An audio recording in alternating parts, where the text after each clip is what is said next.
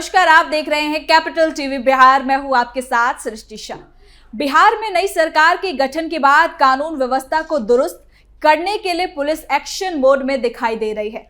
मुख्यमंत्री और उप मुख्यमंत्री सम्राट चौधरी लगातार डीजीपी समेत बड़े बड़े अधिकारियों से मुलाकात कर रहे हैं। बैठकों का दौर जारी है और जिले दर जिले अपराध की स्थिति की समीक्षा की जा रही है। सरकार के सख्त निर्देश के बाद कई जिलों में पुलिस ने अपराधियों के खिलाफ विशेष अभियान चलाया है। कहीं गैंगस्टरों पर नकेल कसी जा रही है तो कहीं शराब माफियाओं पर अवैध कारोबार से जुड़े लोगों पर ताबड़तोड़ छापेमारी हो रही है। कई जिलों में गिरफ्तारी की संख्या बढ़ी है और क्राइम कंट्रोल के लिए थानों को अलग अलग टारगेट दिए जा रहे हैं। नई सरकार का फोकस साफ है, अपराध पर जीरो टॉलरेंस और हर इलाके में तत्काल कार्रवाई। यही वजह है कि पुलिस की मौजूदगी बढ़ी है, गश्ती तेज हुई है और संवेदनशील इलाकों पर विशेष नजर रखी जा रही है। कुल मिलाकर सरकार संदेश देना चाहती है कि अब बिहार में कानून व्यवस्था से खिलवाड़ करने वालों के लिए कोई जगह नहीं है और प्रशासन पूरी तरीके से सक्रिय मोड में काम कर रही है। तो चलिए जानते हैं क्या हुआ है छपरा में।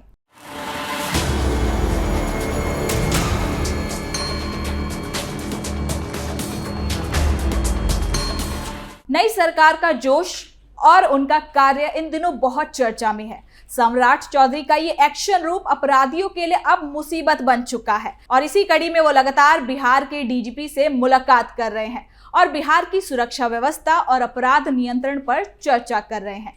तो वहीं छपरा में सोमवार देर रात हुआ एनकाउंटर एक बार फिर से राज्य में बढ़ते अपराध और पुलिस की कड़ी कार्रवाई को सुर्खियों में ले आया है।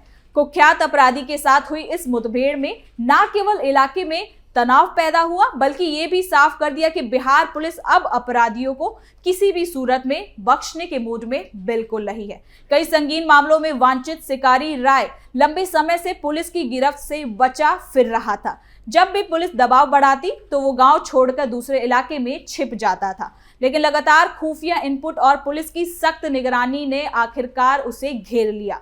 घटना छपरा के बिशनपुर इलाके की है, जहां पुलिस को सूचना मिली कि शिकारी राय अपने साथियों के साथ किसी वारदात की तैयारी कर रहा है। सूचना मिलते ही पुलिस की कई टीमें सक्रिय हो गई।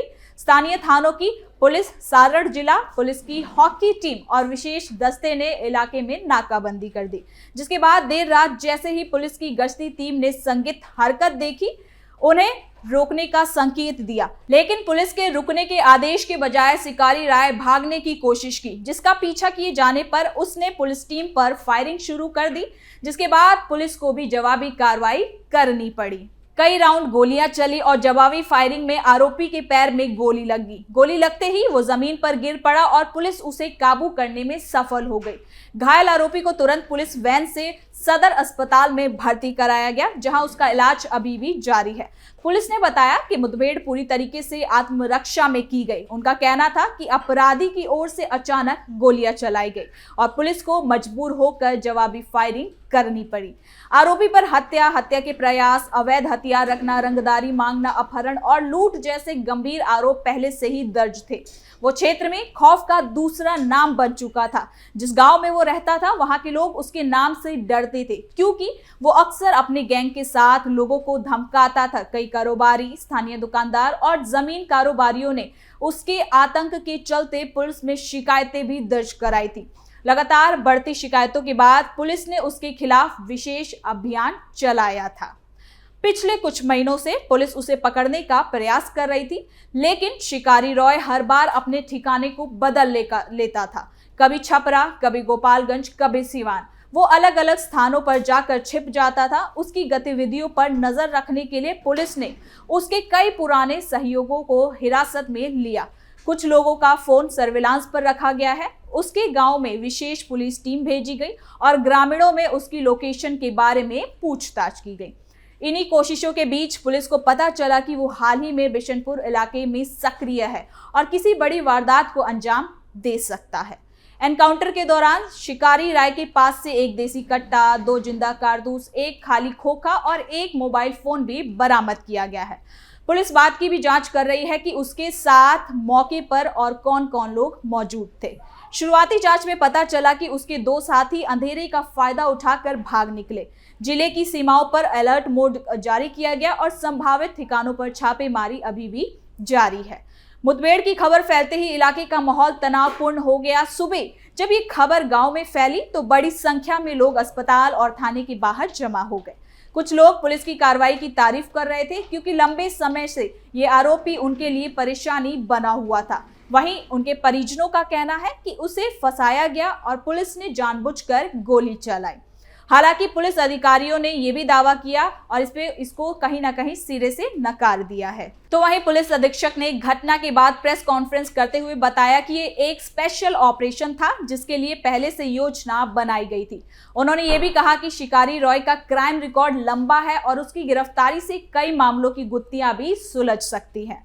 पुलिस अधिकारियों का यह भी कहना है कि एनकाउंटर के बाद इलाके में पेट्रोलिंग को और ज्यादा बढ़ा दिया गया है ताकि कोई अप्रिय घटना ना हो सके। स्थानीय लोगों को सुरक्षा का भरोसा दिलाया गया है। पुलिस गांव के कुछ संदिग्ध युवाओं पर भी नजर रख रही है जिन पर अपराधी को शरण देने का शक है। इसके लिए गांव में लगातार पूछताछ चल रही है। कई घरों में पुलिस टीम जाकर जानकारी जुटा रही है कि पिछले कुछ दिनों में कौन कौन नए लोग गांव में आए या किन किन जगहों पर शिकारी राय को देखा गया है। तो वहीं इस एनकाउंटर ने राजनीतिक हलकों का ध्यान भी अपनी ओर खींचा है। कुछ स्थानीय नेताओं ने इसे कानून व्यवस्था को मजबूत करने की दिशा में उठाया एक बड़ा कदम बताया है, जबकि कुछ विरोधी नेता ने कहा कि एनकाउंटर की जांच होनी चाहिए ताकि ये साफ हो सके कि ये प्रक्रिया पूरी तरीके से निष्पक्ष थी। हालांकि पुलिस ने दावा किया कि पूरी कार्रवाई का रिकॉर्ड मौजूद है और हर कदम पर कानून के मुताबिक उठाया गया है। राज्य में लगातार बढ़ते अपराधों के बीच ये मुठभेड़ पुलिस के सख्त रुख का संदेश देती है कि हाल के दिनों में कई जिलों में इसी तरह की पुलिस कार्रवाई देखने को मिली है जिसमें वांछित अपराधियों को पकड़ा गया या उनका सामना हुआ।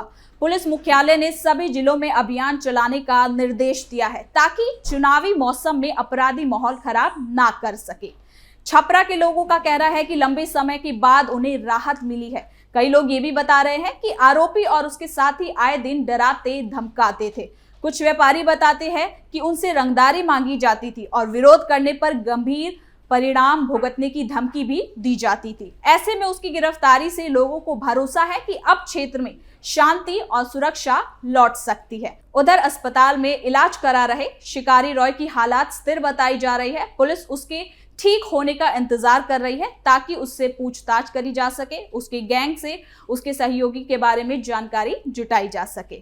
पुलिस को उम्मीद है कि पूछताछ के बाद कई बड़े खुलासे हो सकते हैं। उसके मोबाइल फोन की भी जांच की जा रही है जिसमें कई महत्वपूर्ण कॉल रिकॉर्ड मिलने की भी संभावना है।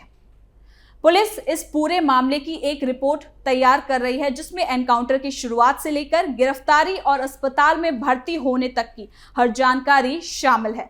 इस रिपोर्ट को पुलिस मुख्यालय भेजा जाएगा और पूरे मामले की व्यापक समीक्षा की जाएगी। साथ ही एनकाउंटर जगह पर मिले सबूतों को फॉरेंसिक जांच के लिए भी भेजा जाएगा। घटना के बाद पुलिस ने इलाके के लोगों से सहयोग की अपील भी की है। उन्होंने कहा है कि अगर किसी को अपराधियों के बारे में कोई भी जानकारी मिले तो वो तुरंत पुलिस से संपर्क करे। पुलिस का कहना है कि ऐसे अपराधियों को पकड़ने में स्थानीय लोगों की भूमिका बहुत ज्यादा खास होती है। ग्रामीणों ने भी कहा कि पुलिस पर अब भरोसा है कि वो अपराध के खिलाफ पूरी तरीके से उनकी मदद करेंगे। ये मुठभेड़ बिहार में अपराधियों के लिए एक चेतावनी है कि अब पुलिस पीछे हटने वाली नहीं है। आने वाले दिनों में ऐसे और अभियान चलाए जा सकते हैं। राज्य पुलिस का लक्ष्य है कि बड़े अपराधियों को जल्द से जल्द पकड़ा जाए और इलाके में सुरक्षित माहौल बनाया जाए।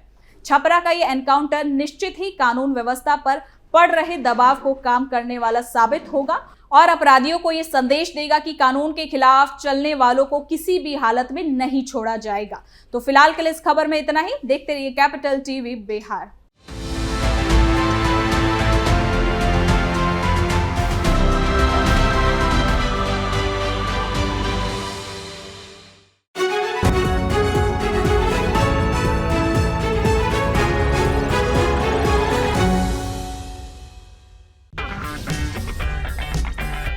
अगर आपको हमारा वीडियो पसंद आया हो तो इसे लाइक करें, हमारे चैनल को सब्सक्राइब करें और हाँ, बेल आइकन दबाना ना भूलें ताकि आप तक हमारे वीडियो की नोटिफिकेशन पहुंचती रहे। आप अपना सुझाव हमें कमेंट बॉक्स में दे सकते हैं। हमारे साथ जुड़ने के लिए शुक्रिया।